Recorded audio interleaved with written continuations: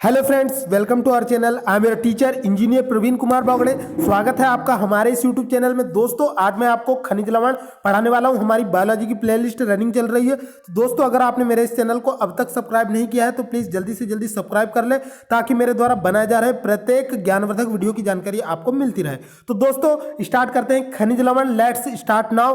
दोस्तों, मैं आपको जानकारी के लिए बता दूं कि खनिज लवण क्या होते हैं। दोस्तों, खनिज वे पदार्थ होते हैं, खनिज वे तत्व होते हैं जो मिट्टी के अंदर से निकाले जाते हैं। लेकिन खनिज लवण मिनरल्स की अगर मनुष्य के जीवन में इंपॉर्टेंस की बात करूं दोस्तों, तो मनुष्य जीवन में खनिज लवणों का बहुत महत्व होता है। ये मनुष्य की बहुत सारी उपापचयी और विभिन्न प्रकार की वृद्धि और विभिन्न प्रकार की समन्वयी क्रियाओं को मनुष्य में नियंत्रित करते हैं। तो दोस्तों, मनुष्य जो होता है वो खनिज पदार्थों को मिट्टी से प्राप्त नहीं करता, जमीन से खोदकर प्राप्त नहीं करता, बल्कि विभिन्न भोज्य पदार्थों के द्वारा अपने शरीर में ग्रहण करता है। तो दोस्तों, अब आप सोच रहे होंगे कि मनुष्य खनिज पदार्थों को जब मिट्टी से प्राप्त नहीं करता तो भोजन से कैसे प्राप्त करता होगा।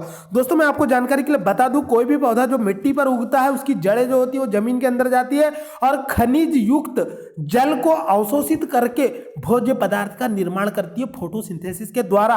तो जो भोज्य पदार्थ बनता है दोस्तों, वो फल के रूप में, पत्ती के रूप में और तने के रूप में पौधे में जमा हो जाता है। जैसे कि आलू में कार्बोहाइड्रेट तने के रूप में जमा हो जाता है, पालक भाजी में पत्ती के रूप में जमा हो जाता है, और दोस्तों एप्पल में फ्रूट के रूप में जमा हो जाता है। तो इस तरह से जो भी फल होता है या पौधा होता है उसमें विभिन्न प्रकार की साग सब्जी, जड़, पत्ती, तना, जो कुछ भी पाया जाता है दोस्तों, उसमें क्या होता है, विभिन्न प्रकार के मिट्टी से अवशोषित किए गए खनिज लवण जमा हो जाते हैं। और जब हम उसे भोज्य पदार्थ के रूप में ग्रहण करते हैं दोस्तों, तो वो हमारे शरीर में आ जाते हैं, जो कि विभिन्न उपापचयी क्रियाओं को नियंत्रित करते हैं। उनमें विभिन्न प्रकार की विटामिन प्रोटीन का संश्लेषण होता है, जिससे हमारे शरीर को विकास होता है, वृद्धि होती है और हमारे शरीर का प्रॉपरली विकास हो पाता है। तो दोस्तों, खनिज लवण के ऊपर आज हम डिस्कस करने वाले हैं। तो दोस्तों, खनिज लवण मनुष्य जो है वो भूमि से प्राप्त न करके भोजन के रूप में ग्रहण करता है। ये शरीर की उपापचयी क्रियाओं को नियंत्रित करते हैं। तो दोस्तों, कॉम्पिटिशन एग्जाम में क्वेश्चन आता है कि मनुष्य खनिज लवण कहां से प्राप्त करता है, तो भोज्य पदार्थ के रूप में प्राप्त करता है। दूसरा क्वेश्चन ये बनता है दोस्तों कि ये मनुष्य में खनिज पदार्थों का या खनिज लवणों का मुख्य कार्य क्या होता है। तो दोस्तों, मनुष्य में खनिज लवणों का मुख्य कार्य जो है उपापचयी क्रियाओं को नियंत्रित करना व शरीर की वृद्धि और विकास को नियंत्रित करना होता है। इसके बाद में बात करूंगा दोस्तों, गर्भवती महिलाओं में कैल्शियम और आयरन की कमी हो जाती है। तो दोस्तों, ऑब्वियसली जब कोई महिला गर्भवती होती है तो उसका जो बच्चा उसके गर्भाशय में जो वृद्धि और विकास कर रहा होता है, उसकी हड्डियों के विकास और उसके ब्लड सेल्स के विकास और उसके आरएनए डीएनए के संश्लेषण के लिए महिला के प्लेजेंटा द्वारा बच्चा जुड़ा होता है, जिससे मां के द्वारा सारे पोषक पदार्थ बच्चे को मिलते रहते हैं। और प्लेजेंटा जो होता है दोस्तों, उसके माध्यम से वो कैल्शियम और आयरन लेता रहता है। तो इससे महिला के शरीर में आयरन और कैल्शियम की कमी हो जाती है दोस्तों। इसीलिए गर्भवती महिलाओं को कैल्शियम और आयरन की गोलियां आंगनबाड़ी केंद्र के द्वारा प्रोवाइड कराई जाती है। इसके अलावा दोस्तों, हमारे शरीर में लगभग 15 से अधिक खनिज लवण अलग अलग रूपों में पाए जाते हैं, जिनका कि कुल वजन 4 से 5% होता है। दोस्तों, मैं आपको जानकारी के लिए बता दूं कि हमारे शरीर में जो हड्डियां पाई जाती है वो पूरी कैल्शियम की बनी होती है, उसमें फास्फोरस की भी मात्रा होती है। इसके अलावा दोस्तों, हमारे शरीर में जो मांसपेशियां होती है उनमें भी विभिन्न प्रकार के खनिज लवण होते हैं जो महत्वपूर्ण भूमिका निभाते हैं। तो दोस्तों, आगे मैं एक महत्वपूर्ण टेबल आपको पढ़ाने वाला हूं, जिसमें मैं महत्वपूर्ण खनिज पदार्थ और उनके हमारे शरीर में क्या फंक्शंस होते हैं उनके बारे में बताने वाला हूं। तो दोस्तों, वीडियो को अंतिम समय तक देखते रहे और पूरे वीडियो को ध्यान से देखना है और एक एक चीज को आपको पॉइंट आउट करना है, क्योंकि कंपटीशन एग्जाम में यहीं से क्वेश्चन बनते हैं और एक भी नंबर अगर आपका मिस होता है तो आप सिलेक्शन के लिए चूक जाते हैं। तो दोस्तों, अगर आपने मेरे इस चैनल को अब तक सब्सक्राइब नहीं किया तो प्लीज सब्सक्राइब कर ले और ज्यादा से ज्यादा अपने दोस्तों को मेरा वीडियो शेयर करें। तो दोस्तों, आगे बढ़ते हैं। सबसे पहले मैं आपको इस टेबल के ऊपर ले जाऊंगा दोस्तों। सबसे पहले मैं आपको सोडियम के बारे में बताऊंगा।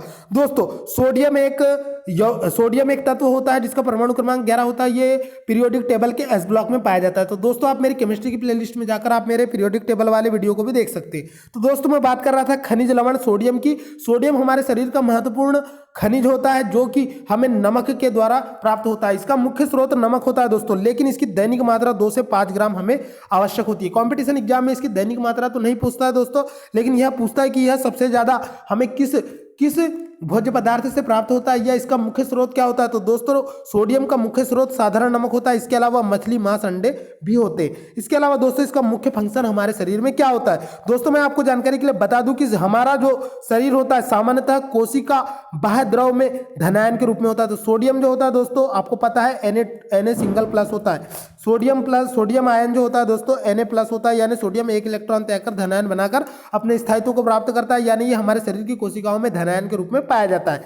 यह निम्न कार्यों से संबद्ध है। तो ये हमारे पेशियों का जो संकुचन होता है या तंत्रिका तंतु में तंत्रिका आवेग का संचयन, शरीर में धनायन विद्युत अपघट्य का संतुलन बनाए रखने में मदद करता है। तो दोस्तों हमारी जो तंत्रिका तंत्र की कोशिकाएं होती है, जिन्हें हम न्यूरॉन्स के नाम से जानते हैं, जो हमारी मेरू रज्जु से लेके पीछे हमारी रीढ़ की हड्डी से होते हुए जाती है और शरीर के विभिन्न भागों में फैली होती है, जो शरीर के विभिन्न संवेदी क्रियाओं को कंट्रोल करती है। दोस्तों ये संवेदी आवेगों को ले जाने के लिए ये सोडियम आयन जिम्मेदार होता है। अगर हमारे शरीर में सोडियम आयन की कमी हो जाए दोस्तों, तो हमारे पैर में अगर कोई कांटा चुभ भी जाएगा तो हमारे ब्रेन को वो मैसेज कौन पहुंचाएगा? तो दोस्तों ये Na+ आयन ही पहुंचाता है। तो ये सोडियम की आयन की भूमिका होती है। और ये सोडियम आयन किसके माध्यम से हम ग्रहण करते हैं? तो दोस्तों नमक के माध्यम से।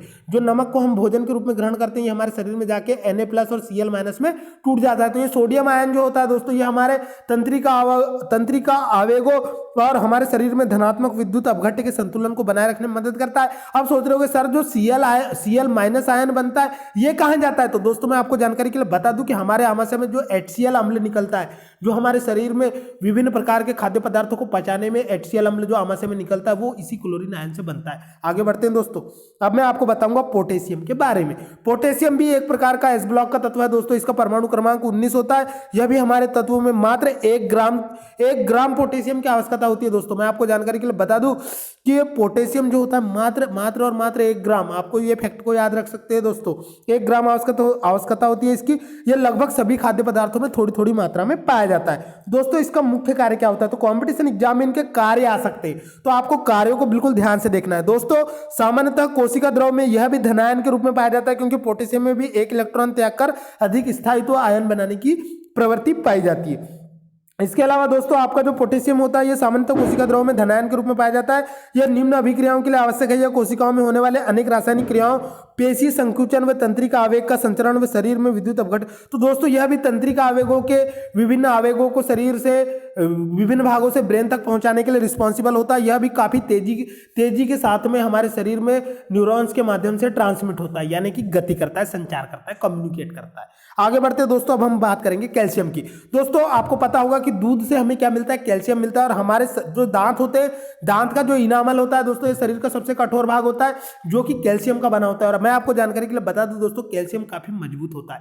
कैल्शियम जो होता है उससे आपको पता होगा प्लास्टर ऑफ पेरिस भी बनता है। सीमेंट में भी कैल्शियम की मात्रा पाई जाती है, चूने में भी कैल्शियम की मात्रा पाई जाती है। तो ये कैल्शियम बहुत ही महत्वपूर्ण होता है दोस्तों हमारे शरीर में।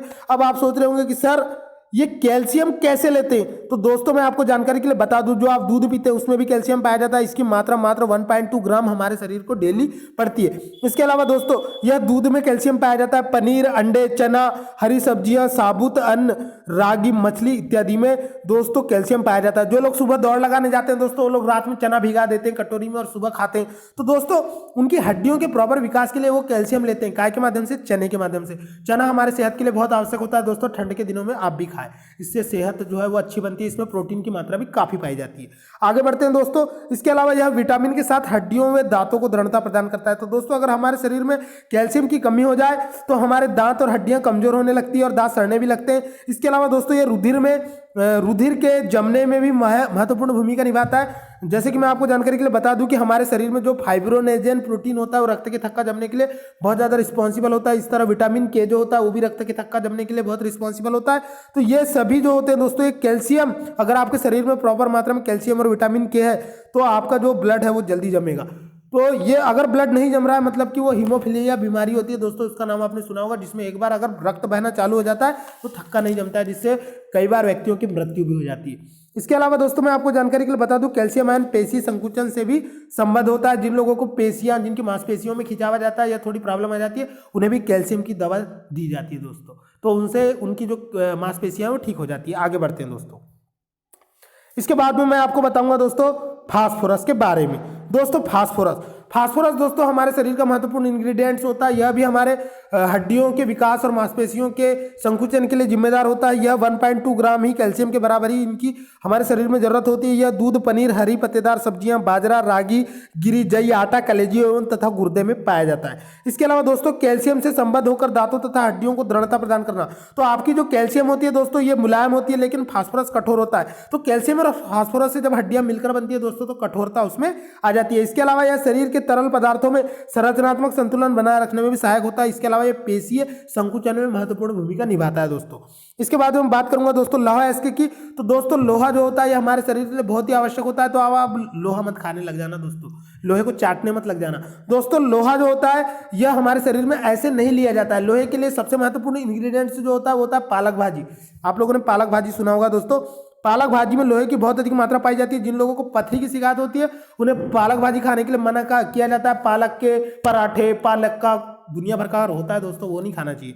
तो उससे क्या होता है, उनकी पथरी की प्रॉब्लम्स उनमें ज़्यादा ऑकर होती है दोस्तों, यानी दिखाई देती है। तो दोस्तों मैं आपको जानकारी के लिए बता दूं कि लोहा जो होता है ये हमारे ब्लड में आरबीसी के संश्लेषण में महत्वपूर्ण भूमिका निभाता है, क्योंकि हमारे रक्त में एक प्रोटीन पाया जाता है दोस्तों, हिमेटिन प्रोटीन, जो कि हीमोग्लोबिन के लिए महत्वपूर्ण जिम्मेदार होता है, जो कि हमारे शरीर में ऑक्सीजन के परिवहन में महत्वपूर्ण भूमिका निभाता है। तो लोहा जो होता है दोस्तों इसका मुख्य स्रोत कलेजी यानी कि दोस्तों कलेजी होता है। इसके अलावा गुर्दे, अंडे का पीतक यानी अंडे का जो पीला वाला भाग होता है, चोकर युक्त आटे की रोटी यानी कि मोटा वाला आटे की रोटी, इसके अलावा बाजरा, इसके अलावा दोस्तों रागी, सेब, केला, पालक तथा अन्य हरी सब्जियां तथा गुड़। तो दोस्तों ये पालक भाजी में, अन्न में, हरी सब्जियां और गुड़ में भी लोहे की मात्रा बहुत ज़्यादा पाई जाती है दोस्तों। गुड़ खाने से, अभी ठंड के दिनों में दोस्तों गुड़ खाने से भी आपका ब्लड बहुत ज़्यादा बढ़ता है।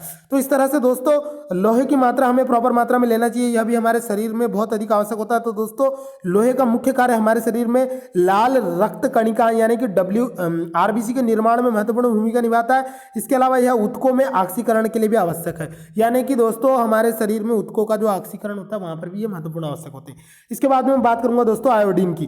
दोस्तों कॉम्पिटिशन एग्जाम में क्वेश्चन आता है कि आयोडीन की कमी से कौन सा रोग होता है। तो दोस्तों आयोडीन की कमी से घेंगा रोग होता है, क्योंकि हमारे शरीर में प्रॉपर मात्रा में थायराइड ग्रंथि काम नहीं कर पाती, जिससे गले की थायराइड ग्रंथि का आकार जो है बढ़कर बड़ा हो जाता है, जिससे हमारा गला जो है बाहर निकल जाता है। इसे ही थायराइड की प्रॉब्लम दोस्तों दो प्रकार की होती है, जिनको थायराइड ज्यादा हो जाता है, किसी को कम हो जाता है, लेकिन आयोडीन की कमी से घेंगा रोग होता है। इसके अलावा दोस्तों हमारे शरीर को प्रतिदिन 20 mg आयोडीन की आवश्यकता होती है, यानी हमारे शरीर में 20 mg आयोडीन होता है दोस्तों।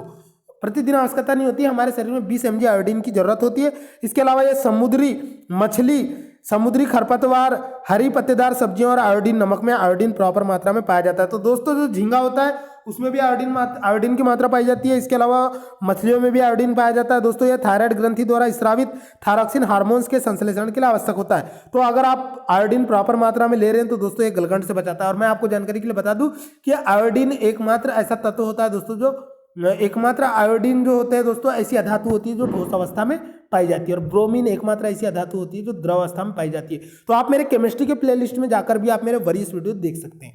आगे बढ़ते हैं दोस्तों, अब मैं आपको बताऊंगा मैग्नीशियम के बारे में। दोस्तों मैग्नीशियम जो होता है दोस्तों, मैग्नीशियम, जस्ता, तांबा और कोबाल्ट, ये हमारे शरीर में अति अल्प मात्रा में इनकी आवश्यकता होती है, पर ये भी हमारे शरीर के लिए बहुत महत्वपूर्ण होते हैं। तो दोस्तों सबसे पहले मैं आपको बताता हूँ मैग्नीशियम के बारे में।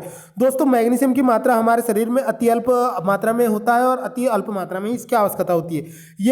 ये जो होता है दोस्तों हरी पत्तेदार सब्जियों में पाया जाता है। ये पेशीय तंत्र तथा तंत्रिका तंत्र की क्रिया हेतु और कैंसर से बचाव में महत्वपूर्ण भूमिका निभाता है। तो दोस्तों कंपटीशन एग्जाम में कई बार पूछा जाता है कि कैंसर से बचाव के लिए मनुष्य को किस खनिज लवण की आवश्यकता होती है। दोस्तों मैं आपको जानकारी के लिए बता दूं कि कैंसर से बचाने में मैग्नीशियम की महत्वपूर्ण भूमिका होती है। इसके अलावा मैं आपको एक एडिशनल फैक्ट यहाँ पर दे रहा हूँ दोस्तों कि जो पौधों में क्लोरोफिल पाया जाता है, क्लोरोफिल का महत्वपूर्ण इंग्रेडिएंट होता है मैग्नीशियम, यानी क्लोरोफिल के निर्माण में मैग्नीशियम की महत्वपूर्ण भूमिका होती है। इस फैक्ट को भी आपको याद रखना है। आगे बढ़ते हैं दोस्तों, इसके बाद में बात करूंगा जस्ता यानी जिंक।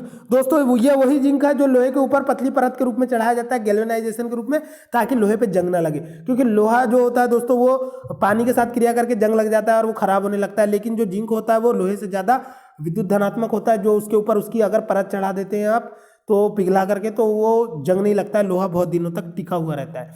इसके अलावा दोस्तों जस्ते की भी हमारे शरीर में बहुत अल्प मात्रा में आवश्यकता होता है। ये यकृत तथा मछलियों में पाया जाता है। ये इंसुलिन कारिकी के लिए, यानी इंसुलिन जो हार्मोन्स होता है हमारे शरीर में, उसके संश्लेषण में और उसके कार्यविधि में महत्वपूर्ण भूमिका निभाता है। आगे बढ़ते हैं दोस्तों, अब मैं बात करूंगा तांबे की। दोस्तों मध्य प्रदेश की तांबा नगरी बालाघाट को कहा जाता है। तो तांबा जो होता है ये भी हमारे शरीर में महत्वपूर्ण भूमिका निभाता है। इसकी भी बहुत ही अति अल्प मात्रा में आवश्यकता होती है दोस्तों।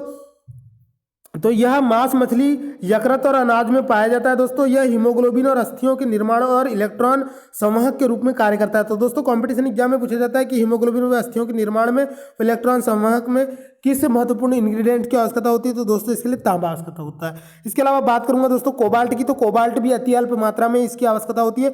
यह मछली और जल एवं मांस में पाया जाता है। तो जो आप पानी पीते हैं दोस्तों उसमें भी कोबाल्ट की मात्रा पाई जाती है। यह आरबीसी और विटामिन B12 के संश्लेषण में महत्वपूर्ण भूमिका निभाता है। तो दोस्तों अब आप सोच रहे होंगे कि सर ये विटामिन B12 के, तो दोस्तों मैं आपको जानकारी के लिए बता दूं कि विटामिन B12 जो होता है ये हमारे शरीर में ब्लड के निर्माण में बहुत महत्वपूर्ण भूमिका निभाता है। अगर आपके शरीर में कोबाल्ट की मात्रा कम हो जाती है तो आपके शरीर में ब्लड भी कम होने लगता है, क्योंकि ये विटामिन B12 का महत्वपूर्ण इंग्रेडिएंट होता है। तो आरबीसी के निर्माण में कोबाल्ट की महत्वपूर्ण भूमिका होती है। तो इस तरह से दोस्तों मेरा खनिज लवण का वीडियो कंप्लीट हुआ। आपको मेरे वीडियो को ज़्यादा से ज़्यादा अपने दोस्तों में शेयर करना है और प्रत्येक वीडियो पे कमेंट भी करना है, लाइक भी करना है और ज़्यादा से ज़्यादा सब्सक्राइब करना है। तो दोस्तों मिलते हैं अगले वीडियो में। अगले वीडियो में दोस्तों मैं आपको बहुत ही महत्वपूर्ण टॉपिक पढ़ाने वाला हूं। तो दोस्तों अगले वीडियो में मैं आपको पोषण के बारे में पढ़ाने वाला हूं। तो दोस्तों मिलेंगे अगले वीडियो में, तब तक के लिए ख्याल रखें अपना। कोरोना वायरस बहुत तेजी से बढ़ रहा है, आप लोग जो है सैनिटाइजर और मास्क का प्रॉपर प्रयोग करें और सोशल डिस्टेंसिंग को भी फॉलो करें। तो दोस्तों मिलते हैं अगले वीडियो में इसी जोश और खरोश के साथ, और खुश रहा करो जिंदगी दोस्तों, क्योंकि 4 दिन की जिंदगी है, कल किसने देखा है। तो मिलेंगे अगले वीडियो में। टाटा बाय बाय, खुदा हाफिज।